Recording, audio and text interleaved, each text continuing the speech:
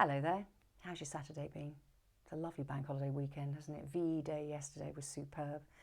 Another sunshiny day here today as well. And I hope that whatever you've been doing, it's been a good day for you. And thank you so much for the lovely comments last week after I read to you from Jojo Moyes' collection of short stories. It was really gratifying, actually really enjoyable to do, and lovely to know that you enjoyed it as well. So this evening I've chosen a completely different author, Rosamunde Pilcher, whom I was introduced to many years ago and read her best-selling book, The Shell Seekers, which if you've never read it I would highly recommend. It's absolutely beautiful, really is a lovely family story, very heartwarming. This book actually is a collection of short stories. This collection is called The Blue Bedroom, and yes, Rosamunde Pilcher was actually awarded an OBE for her services to literature some years back, and every single story is very different to the last, but they're all thoroughly enjoyable. So I hope you do enjoy. Glasses on. Gilbert.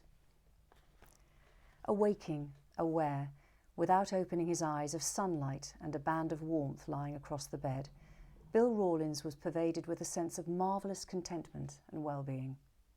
A number of pleasant thoughts crossed his mind. That it was a Sunday, so he didn't have to go to work. That it was going to be a fine day. That the warm, soft body of his wife lay close to him, her head pillowed in the curve of his arm. That he was, in all probability, one of the most fortunate men in the world. The bed was huge and downy. An old aunt of Bill's had given it to them as a wedding present when he'd married Clodagh 2 months ago. It had been her marriage bed, his aunt had informed him with certain relish, and to make the gift more acceptable, had thrown in a beautiful new mattress and 6 pairs of heirloom linen sheets.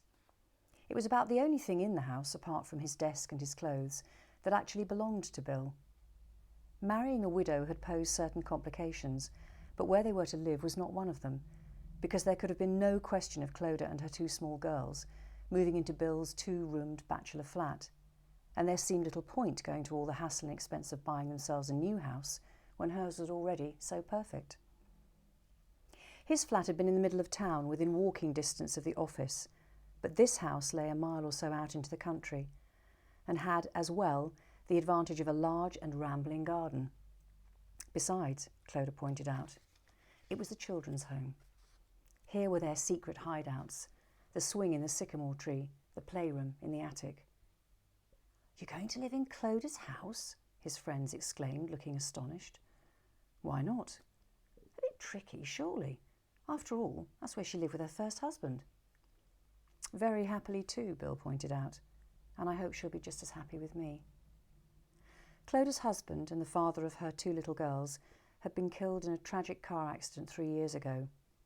Bill, although he had worked and lived in the district for some years, didn't meet her until 2 years later, when he was asked, as a suitable man to make up numbers, to a dinner party, and there he found himself sitting next to a tall and slender girl, whose long blonde hair was wound up into a knot at the back of her elegant head.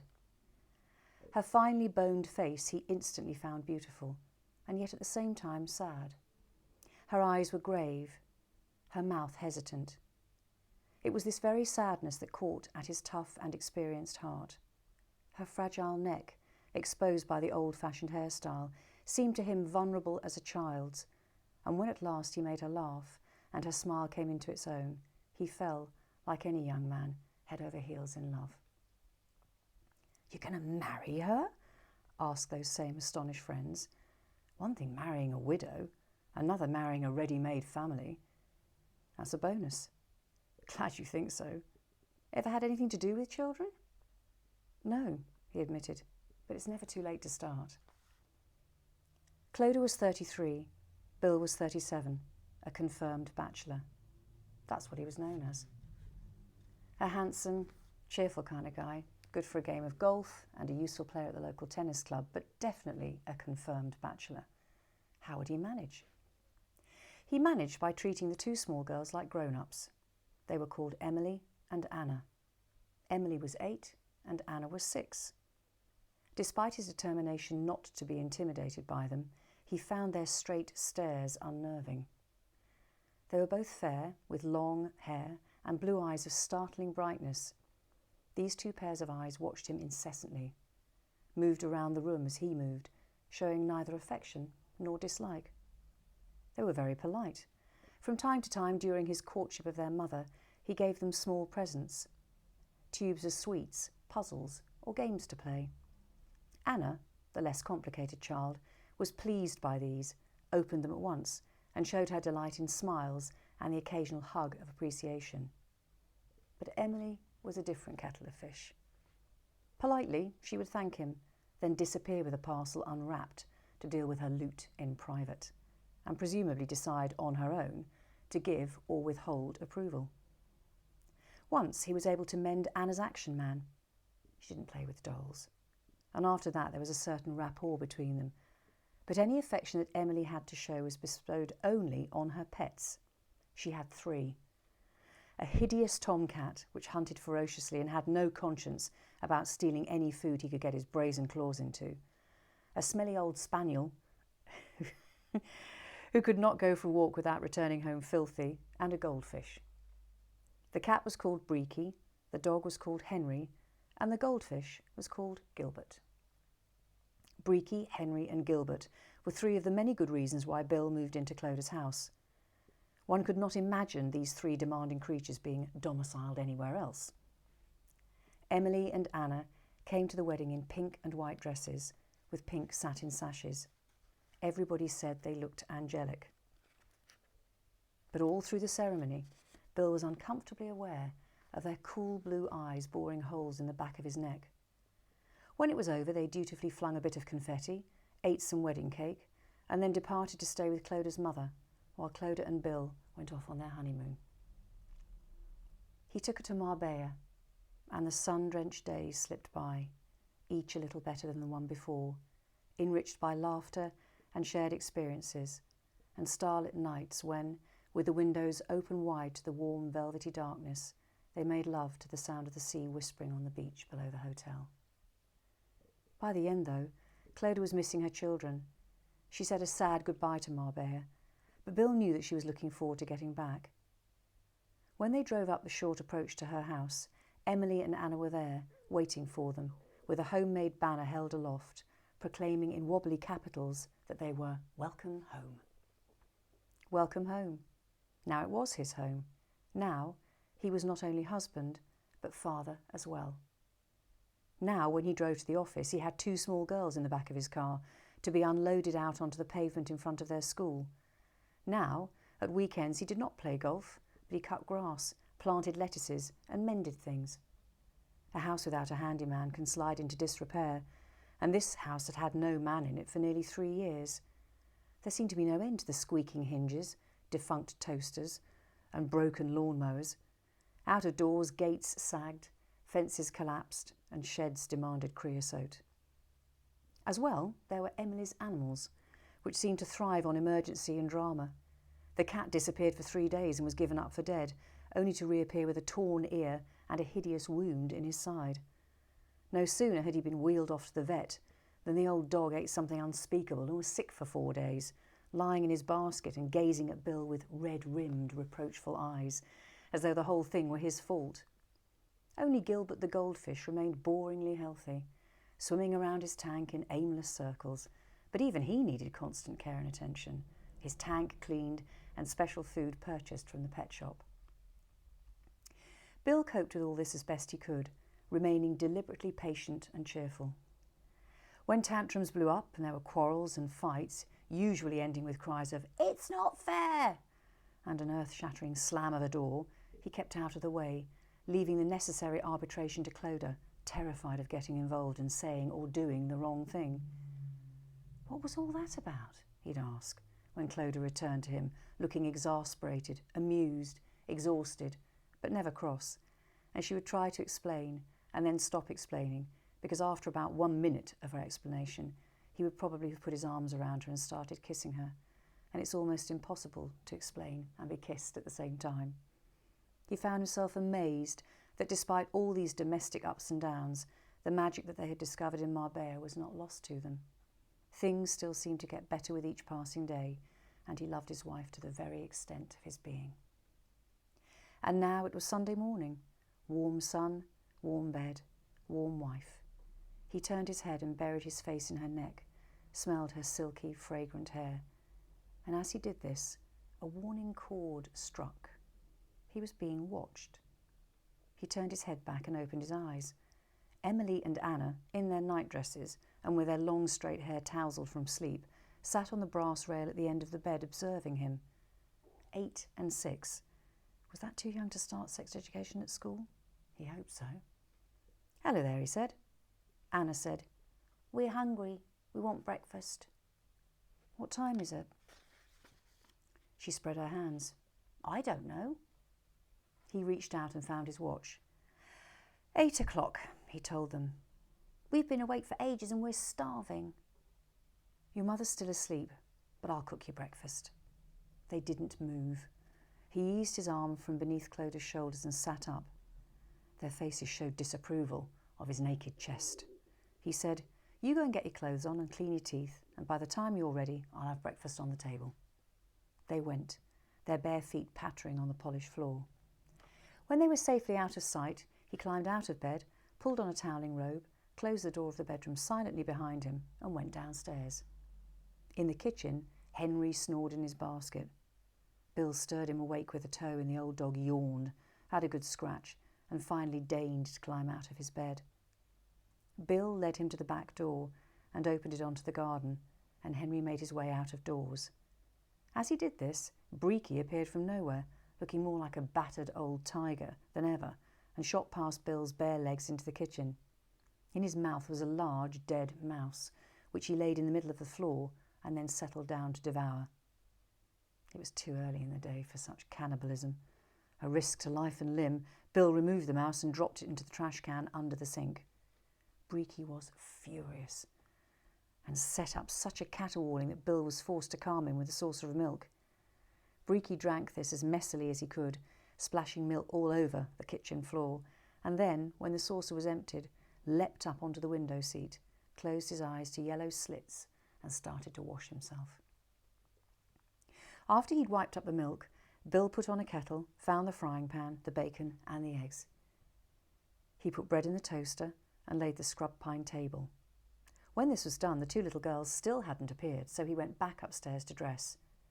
As he pulled on an old cotton shirt, he heard them going down to the kitchen, clattering and chattering in their high-pitched voices.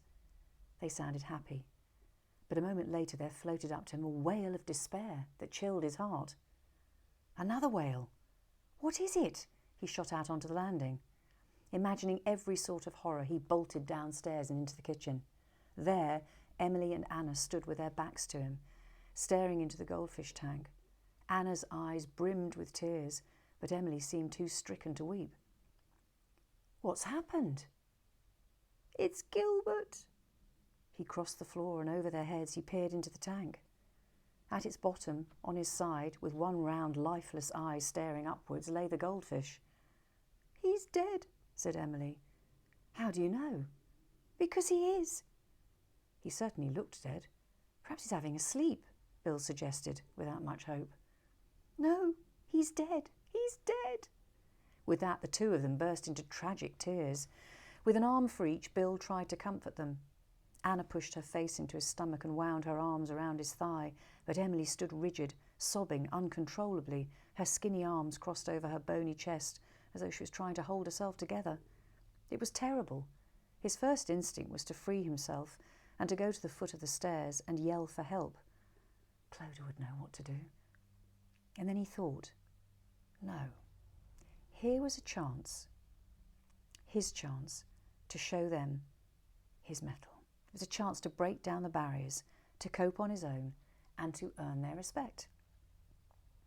He calmed them down at last. He found a clean tea towel to use as a handkerchief, led them to the window seat, and sat them down, one on either side of him. "Now," he said, "listen. He's dead. Gilbert's dead." "Yes, I know he's dead. But when people or pets that we're fond of die, what we do is we bury them decently. We give them a beautiful funeral. So why don't the pair of you go out into the garden and find a really peaceful spot where you can dig a nice hole? And I'll see if I can rustle up an old cigar box or something to use as a coffin for Gilbert. You can make wreaths to put on the top of his grave and perhaps a little cross." The two pairs of blue eyes, watchful as ever, slowly showed some interest. Tears were still wet on their cheeks, but drama and high tragedy had great appeal and were too attractive to resist. When Mrs. Donkins in the village died, her daughter wore a black veil on her hat. Emily remembered this. "I remember, Mrs. Donkins, and I remember that day." "Well, perhaps your mother can find a black veil for your hat."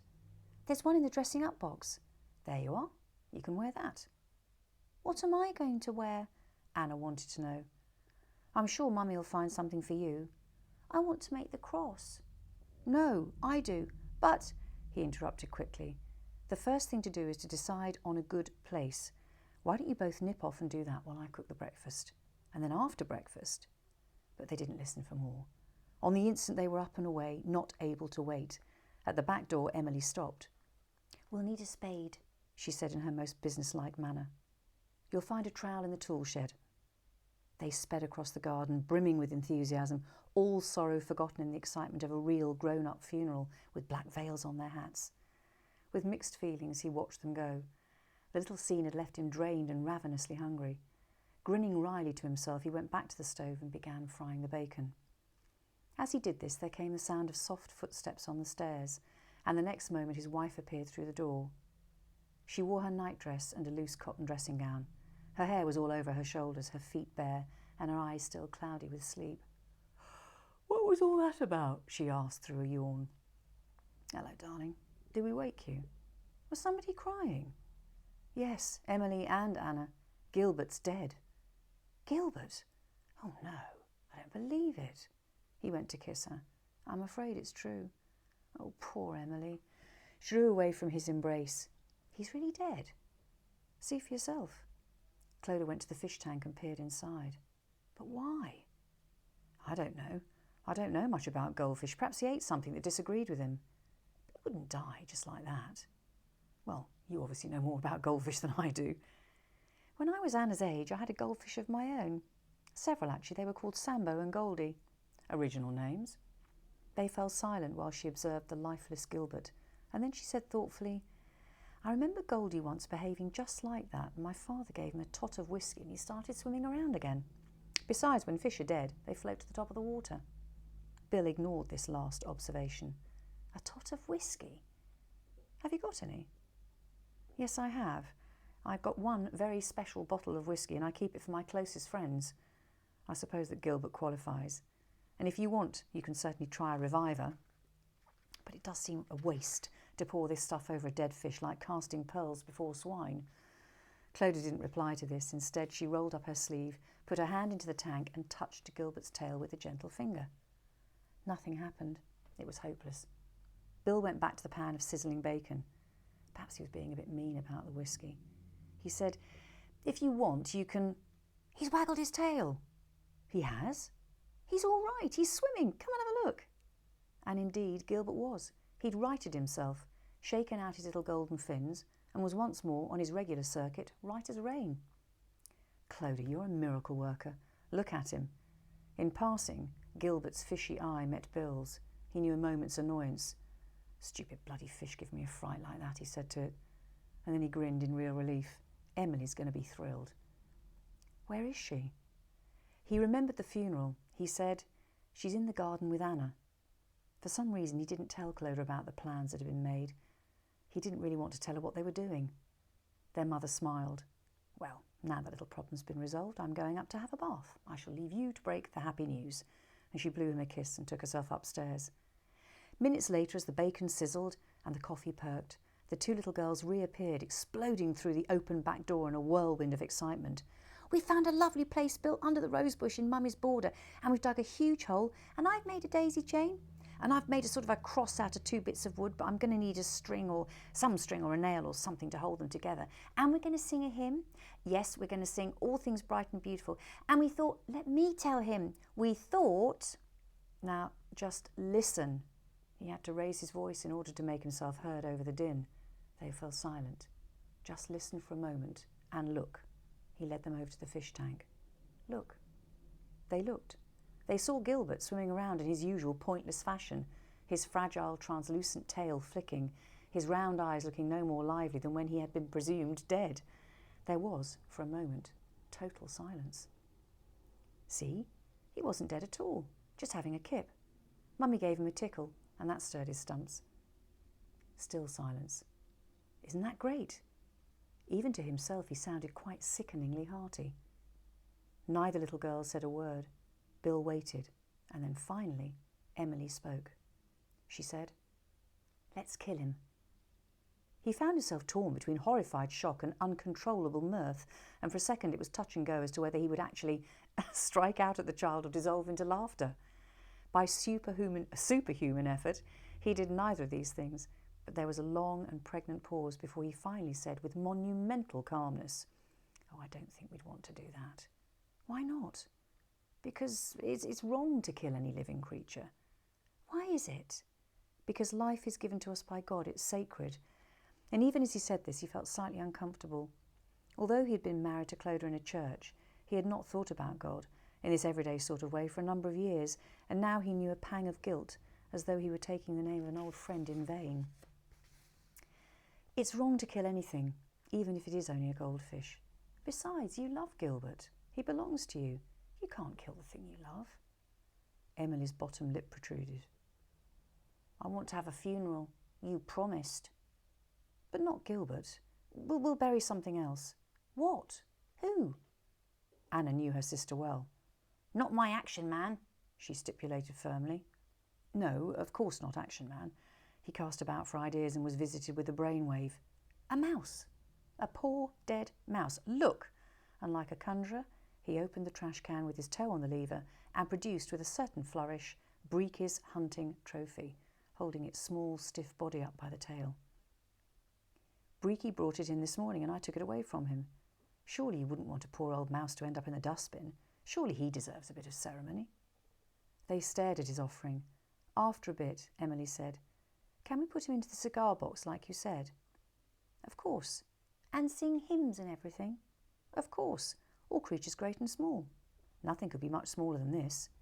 He found a paper towel, laid it on the dresser and placed the body of the mouse carefully upon it. Then he washed his hands and, drying them, turned to face the two little girls. "What do you say?" "Can we do it right away?" "Let's eat breakfast first. I'm starving." Anna went at once to the table to pull out a chair and settle herself, but Emily lingered for another reassuring check on Gilbert. Her nose was pressed against the glass wall of the tank. Her finger traced a pattern following his convolutions. Bill waited patiently. Presently she turned her head to look at him. Their eyes met in a long, steady stare. She said, "I'm glad he wasn't dead." "Me too." He smiled, and she smiled back, and all at once she looked so like her mother that without thinking he opened his arms to her, and she came to him, and they hugged, without words, without needing words. He stooped and kissed the top of her head, and she didn't try to wriggle away or detach herself from this, their first tentative cuddle. "You know something, Emily?" he told her. "You're a good girl." "You're good too," she said, and his heart was filled with gratitude because somehow, by the grace of God, he'd neither said nor done the wrong thing. He got it right. It was a beginning. Not much, but a beginning. Then Emily enlarged on this. "Really, really good." Really, really good? Perhaps in that case it was more than a beginning, and he was just about halfway there. Filled with gratification, he gave her a final hug and let her go, and at last, in happy anticipation of the mouse's funeral, they all sat down to breakfast. The end. Hope you enjoyed that one, and I hope you'll be able to join me again next Saturday at 7:30 when I'll pick another story for you. And always remember, if you've got anything particular that you'd like to hear, then do let me know. Take care of yourselves, stay safe, stay home, and I'll see you next week.